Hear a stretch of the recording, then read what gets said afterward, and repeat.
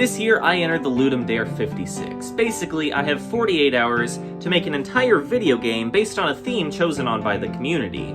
Art, music, sound effects, all of that has to be made from scratch by me during that time period. I have very little programming experience, I also have a job, so 48 hours turn into 24 hours pretty quickly. Let's see what happens.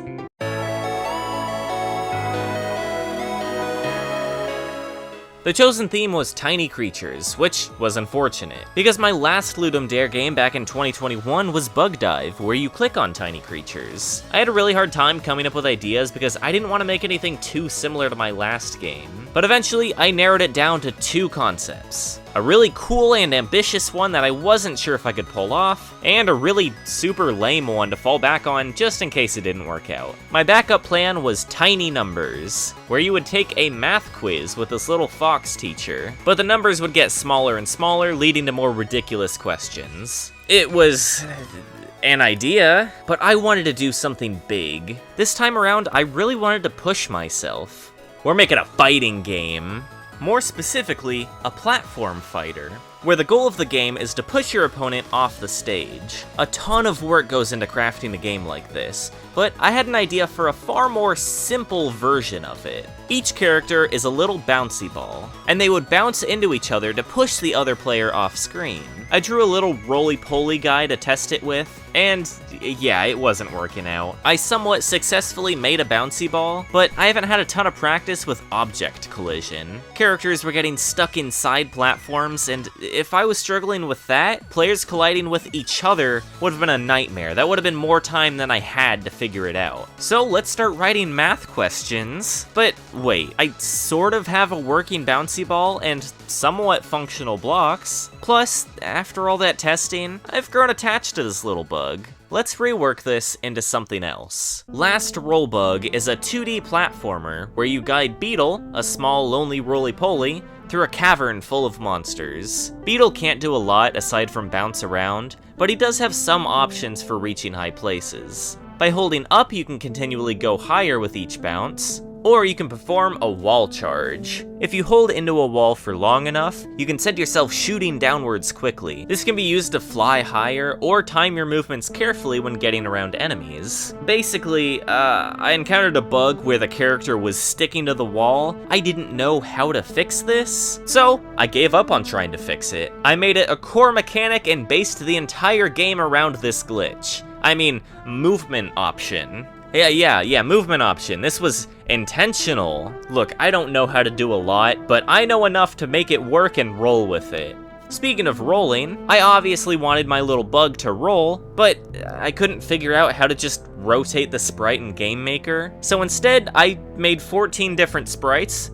Each one turned a little more than the last, and made it into an animation. Was there an easier way to do this? Yeah, probably. Enemies move back and forth or up and down. Originally, I was going to have moving platforms, but whenever Beetle landed on one, both they and the platform would get stuck in place, and you just couldn't move again. I didn't know how to fix this. So instead, I removed moving platforms and turned them into enemies that would just reset the room whenever you touch them. I made a bunch of backgrounds with abstract art and giant creepy monsters. I wanted Beetle to really feel like a tiny creature. Oh wait, that's the theme. But also, I just like drawing abstract horror monsters. I made a dark, spooky sounding song to play throughout the game too. It's what's playing in the background right now.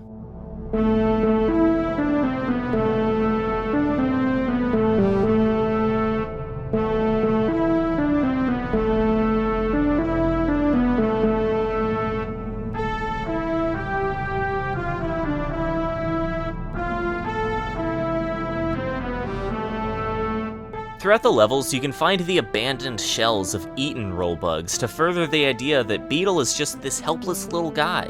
Eventually you get to this room that's empty with only remains. You are the last rollbug. Or are you?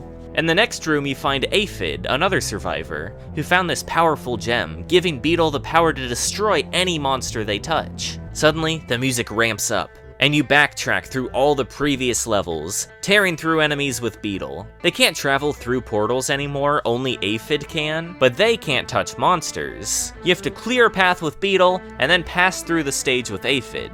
Originally, this was a really short, easy power trip finale, but last minute, I had an idea. Ghosts can spawn every few seconds, chasing after Aphid, adding a lot more depth and strategy to these stages. You can't just leave Aphid alone while Beetle clears out the path ahead. You have to either keep moving both of them at the same time, or keep sending Beetle back and forth to get rid of the ghosts. The second half is almost a completely different game. Like, the first half was just a tutorial to practice the controls and learn the level layouts to prepare you for the real game here. I wish I could pretend this was my big plan from the start, but yeah, no, this was definitely a last-minute addition, and these ghosts changed so much. I made some little sound effects, wrote a short title screen song and the main music that would play throughout the game, but I still needed a song for the end screen. My games have a tradition of ending with terrible songs. For last Rollbug, I just chased after my cat Rocco, while making a bunch of random sounds and then threw them over each other.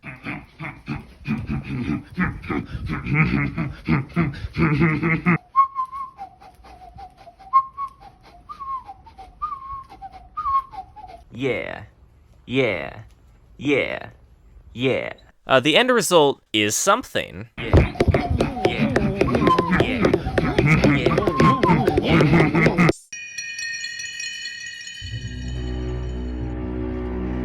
The last Rollbug has been submitted. It's out into the world. People can play it. And within minutes, someone found a game-breaking crash on the very first level. This is my nightmare. So I accidentally left a ghost spawner in this room. And since Aphid isn't in this room and there's nothing for them to chase, the game doesn't know what to do and it crashes. I didn't discover this when testing it myself because I didn't think anyone would sit in the first room for that long. I didn't want to fix it until after the rating period ended because if I didn't find it and fix it during the jam window, it didn't feel right updating it just an hour later. I wanted people to experience what I made during that time frame, for better or for worse. So I put a disclaimer on the page that I knew nobody would read and spent every night for the next month staring at my ceiling with dread. But my friend Ryan would livestream some Ludum Dare games with our other friend Cadence. I joined that for a bit and that was a ton of fun.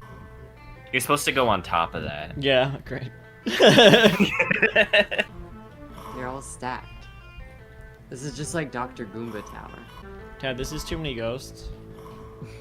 Just a little note. I'm sorry. I'll delete the game. But let's talk about some of the other games I played. The more you rate and comment on other games, the more your own game will be shown to other people. So you're encouraged to play and give helpful feedback to others. Beachfront is a game by my friend Cadence where little aliens hang out on a beach. You have to keep them alive, and you can purchase new upgrades to help. They'll sunbathe, play in the sand, eat ice cream, rapidly reproduce, drink so much salt water that they die, eat each other's corpses. Oh no. This was my favorite compo game, but also my friend made it, so I'm very biased. Gob is awesome. You play as this frog guy who eats smaller objects, but the more you eat, the bigger you get, and the more things you can eat. Eventually, you just consume the entire world. This one was great. Snail Away was really cool too. You collect ladybugs as the snail while crawling around through the forest. You can tuck yourself into your shell to roll around. The controls are really good, probably the best feeling game I played this Ludum Dare. Pogo Combo was another really neat one. I mean, first of all, the art alone is just so good. You play as a little guy collecting other little guys to deliver to this hot air balloon while avoiding things that hurt you. A lot of fun. But also, look at the way the numbers grow when your score goes up. This is so cool. I mainly played compo games since that's what I entered as, but I did play a couple of jam games too. Little Guys was a fun standout puzzle game, had a lot of fun with Tiny Ghost Creator as well, a little dress-up game where you put cute hats on ghosts. A lot of these games are playable directly in browser. Last Rollbug was not. I didn't know how to do this until after it ended, so you have to download the game. That made it harder to get more ratings, which is absolutely fair. Having to download it makes it really inconvenient. When the results finally came in, I was surprised they weren't lower considering the first level has a game-breaking bug in it. Nothing mind-blowing here, but all things considered, not bad. I'm down here with Stacking Zoo and Lipo Froggo, so I'm in good company. I got some really good feedback too.